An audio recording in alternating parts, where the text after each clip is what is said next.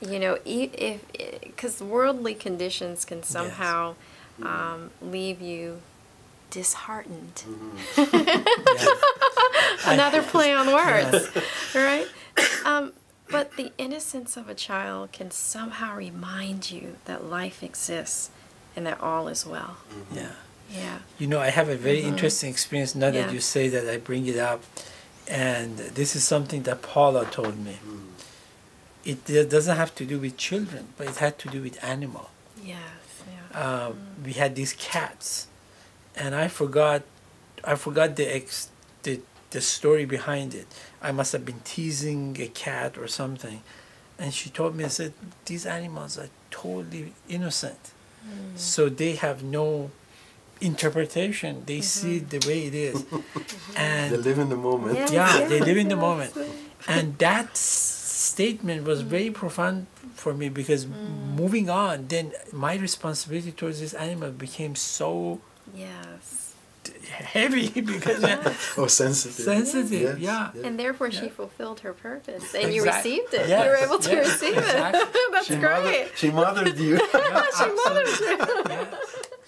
Yes, that's wonderful. It is. Yeah. In fact, if you look at every moment of our relationships with people, we can see that life does kind of naturally arrange these circumstances for us. And the main purpose of it is for our heart to grow.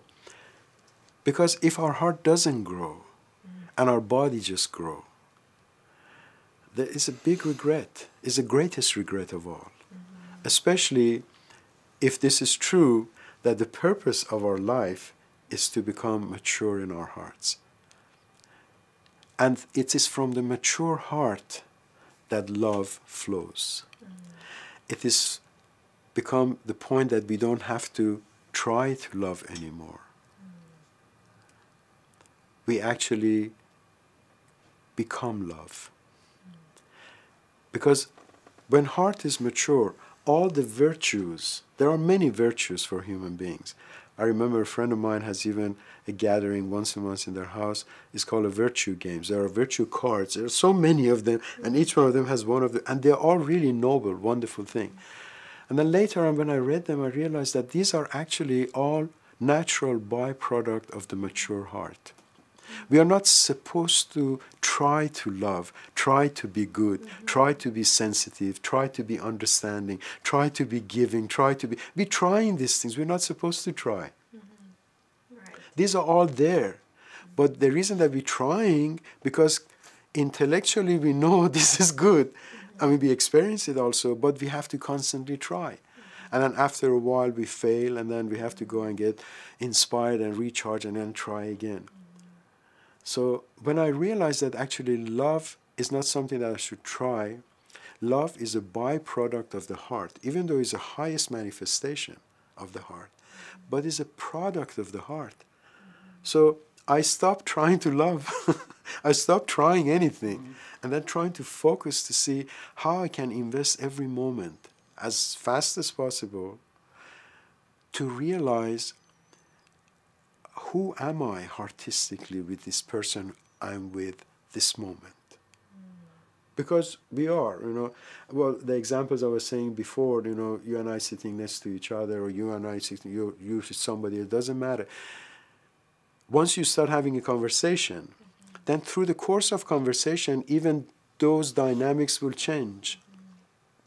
You can be sitting next to a female, you can be sisters, you can suddenly become mother-daughter, and vice versa. What would determine that? The dynamic of your conversations. Because when you're having a conversation with someone, is basically, even unconsciously, you're expressing an emotion, something. Even a person who's sitting and very intellectually talking and, acting very superior and all that thing, completely emotionless or whatever, the real emotion is what they're saying inside is that they don't feel so good about themselves. They feel actually very inferior inside. That is the emotion of the message that they're... So if you really carefully and emotionally listen to the person through the words and also sometimes through the physical language, you can see that this person needs the emotional love of a parent to actually convince him or her that you are good. You are good enough. Or you are beautiful enough, you're handsome enough, you're intelligent enough, you're whatever enough. You're worthy. Yes. You're worthy. You exist. You don't have to prove yourself through anything false, through any role playing. Even to realize the emotion that comes from a conversation from other person. So this would be the dynamics of the relationship then. And in getting there, you have to be present. You have to be present in the now. Yeah, you have to be Yes. focused on the life right now. Yes, yes. What we were talking before, I want to mention this, bring it to the conversation before we break here, is that at one point I suddenly realized that these aspects that we talk as I, or present moment, or life, the life, or God, and heart, they're all one and the same thing.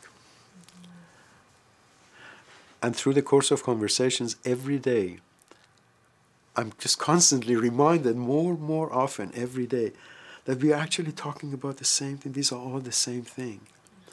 And at one point suddenly it'll click why they are all the same thing. So in other words, that's true, that we have to actually participate in life. And life is not what was or what will be. In other words, past is done and gone. Future is yet to come. So this precious thing that everybody is crazily after, called life, when does that happen? If past is done and gone, and future is yet to come, it only happens, whatever it is we call it, right here. This moment. So the ability to be in here right now means to focus what is now. It doesn't mean to be ignorant of the past or no plan of the future. It doesn't mean that. But not to be trapped in the past or a slave to the future or vice versa. And that's so powerful because I think that's where many people are, that they need to break free from. Yeah. Yes. Yeah. And sometimes even hearing it Yes. helps. Oh, exactly. Yes. Yes. Yeah. Or being with someone who is actually not trapped. Then you say, oh, there's something different about this person. Yes. Absolutely. Absolutely. That's why being with animals is so fun. You know, the example you were saying? Because they're never in the past and the future. Exactly. Right. Yeah. You know, So your dog looks at true. you. So Yeah, true. they're so present. Yes, they're very present. If you look at the eyes of your dog, you know, it just looks at you. And then if you look at the dog with the thoughts, with your own You thoughts disconnect. and habits and so on, and then almost like you're expecting the dog to behave like you. You know, drama or worries or whatever it is. Dog is, okay, what's happening? Right. Dog never says what happened or what's going to happen. What's happening?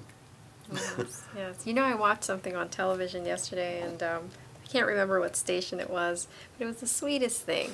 It was a baby in a cradle, and the baby was crying, and the cat, apparently, you know, the owner's cat, took its paw and put it on top of the baby's head and was rubbing the Oh my baby's head God. like this. Oh my God. And they caught it on film and, you know, sent it into the station. Wow. And they had it on television yesterday. And I thought, how wonderful. Yeah. How wonderful. That is unbelievable. How wonderful, Wow. you know. Yeah. Few thoughts can occupy our minds, regardless of if they are true or false. They become powerful and functioning if I believe they are true. They can be absolutely false, completely false. Yet I believe they are true, and then they dominate my life. In other words, I put them in a programming. And then their job is that because I program it, it's like on a computer, you program something, and then you click, and then it does its job. You can't blame it unless you become aware that the programming is wrong. So one of the thoughts that keeps us away to be connected to life, to be the life that we are, to become comfortable, to grow in the heart, to realize who I am through it, is this one thought of, is encapsulated in the word, my life. And my life sounds very reasonable. We grow up with it, and everybody has their own life. Even they even tell you, go get a life. I've been told that maybe they mean well. You know, they don't mean that you go and create a false life or something like that. But this concept of my life, if it's taken in a wrong way, then right at the beginning of it creates separation between me and everybody else. And the fact that we are all expression of the same life, even though we look different, doesn't matter, you know. I should not be separated from others because of the thought of my life or a difference of appearance of other people. You know, once we had a conversation with someone about this point, and I was saying that imagine a garden. You go to a garden, there's a place here called Brookside Garden we go to with my wife, and it's just like you're speechless when you're there, of beauty, you know, of a variety. It's unbelievable. And they're all so different from each other, you can't believe. You know, some of them just have nothing in common with each other, and yet each one absolutely beautiful and glorious in their own way. The beautiful thing is that, as we were talking at the beginning, they're all coming from the same thing. They're all expression, they are fed by the same life, nourished by the same thing, sustained by the same thing. They're all breathing the same air, they're all drinking the same water, they're all absorbing the same sun ray. So in other words, from that aspect, we can say that it's beautiful that there's so much variety of the same life. Imagine in the entire world there was only carnation, no other flowers, and the maybe oak tree. Imagine what we would miss. Now that we have the understanding of what is. Right. Now apply that to human beings. Yes. Mm-hmm. There are people who actually are so stuck to a race or religion or whatever. Yes. Is that they're just saying that, you know, it would be good to have a world with only a carnation and an oak tree. You know, get rid of the rest. Mm-hmm. It's almost like that. Mm-hmm. You know, the beauty of it is in a variety of it. Mm-hmm. And then the truth about it is that they're all one and the same thing. It's just expressed differently because of love. Mm-hmm. Because when you look at the nature, and then when you really just observe and get into the beauty of it, get into the energy of it, you realize there is so much love in this. Mm-hmm. It's almost like the life is telling you, I love you with all my heart. You know, through these things. You can call it God, you can call it whatever name, you can call it life, but it's all around us. It's in us, is us. Mm-hmm. This is a very important understanding that we are actually one and the same thing. This is from a artistic point of view, from life point of view. From a scientific point of view, is even proven now. We understand we're all coming from the same energies and same particles and atoms and molecules and cells and so on. All from an invisible energy, which is all around us and in us and everything that we can see and think and feel. Even our thoughts has an energy, our words has energy, our actions has energy. If we don't see it, so we get fooled. So it's the common currency. That energy is the common currency of everything. Beautiful word. Yeah. Common currency. Yeah. Mm-hmm. Mm-hmm. The fact that sometimes we forget that, you know, right now a piece of that common currency is in my hand, but that very same one tomorrow may end up in a tree that ends up being that table. Mm-hmm. So the table and I are pretty much the same stuff. A few thousand years ago, There's no maybe it was in connection. another planet. Right. Yeah. It's amazing. And all of this glory we miss because of one thought, my life.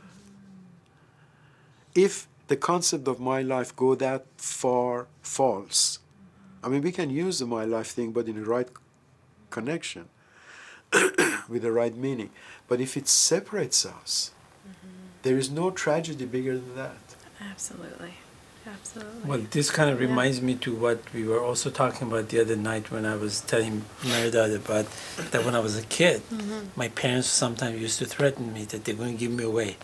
So that made me become very conscious about Yeah. my life. You know, Yes, I want to be yes. around. I want to take it. Yeah. So I was saying that, the most fearful experience of my life, because then I would say, okay, I'll do whatever it takes Yes, to yes. protect my But- life. yes, Where am I yes. going to go? Outside this place. Yeah. From the only place you know. So, Yes, yes, so my life kind of was planted very early. Yeah. yes. Imagine that. Hmm. The fragile child, Mm-hmm. the fragile heart of a child. You even hear it, I was thinking, with adolescents growing up and the growing pains, transitioning from being a teenager into womanhood or manhood. And oftentimes you hear of the, upset in a household with the parents and the child. And the biggest thing that's said is, this is my life. Why don't you let me live my life? Yeah, exactly. Yeah. So oftentimes, as we're talking about Yeah. this, it's established there too. Mm-hmm. And what impact does that have on life? Mm-hmm. On life. Yeah, it does separate a lot. Yes. It Yes. Mm-hmm. fragments everything. Yes. Yeah. This is a very special period of the heart. It's one of the hardest time, and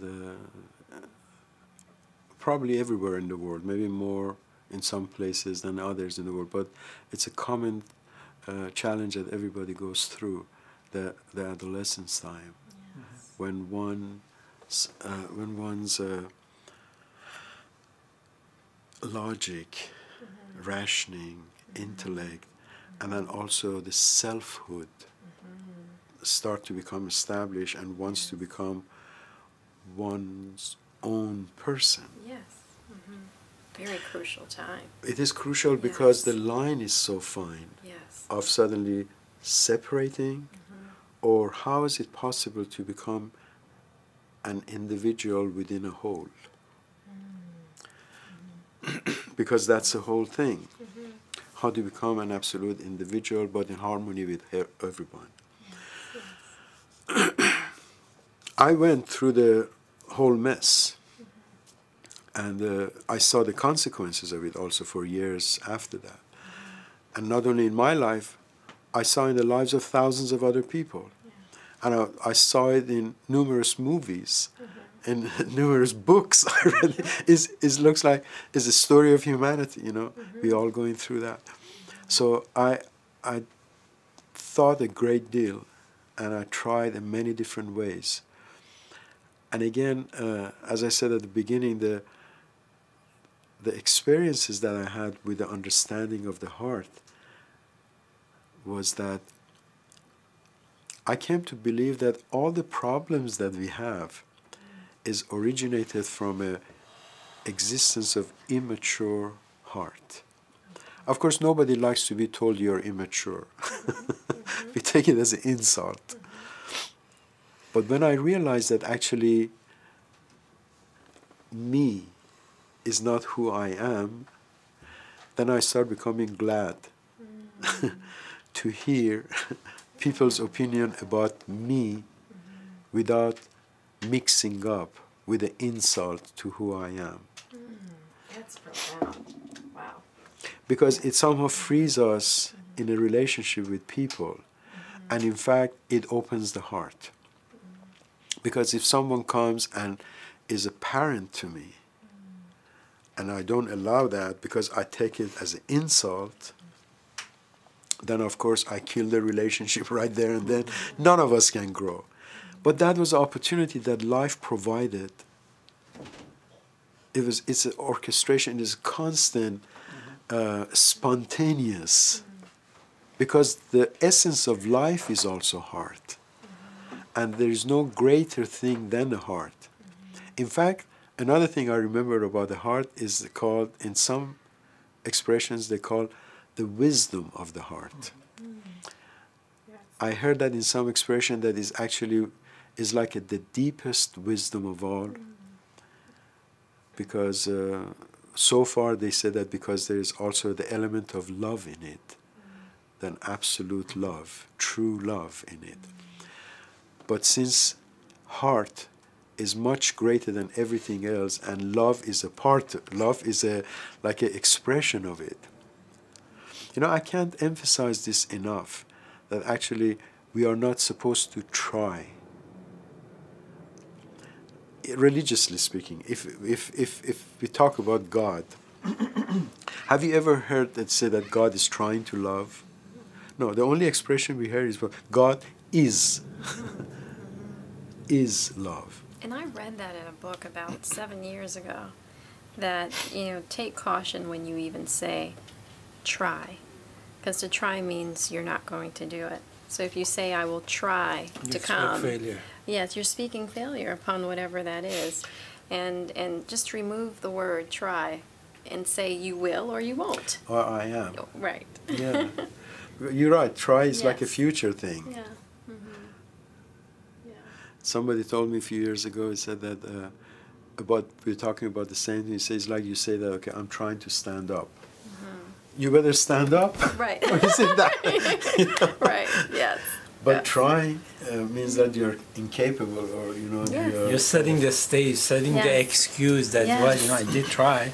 And words are so powerful. Yeah. Very. Words have power in them.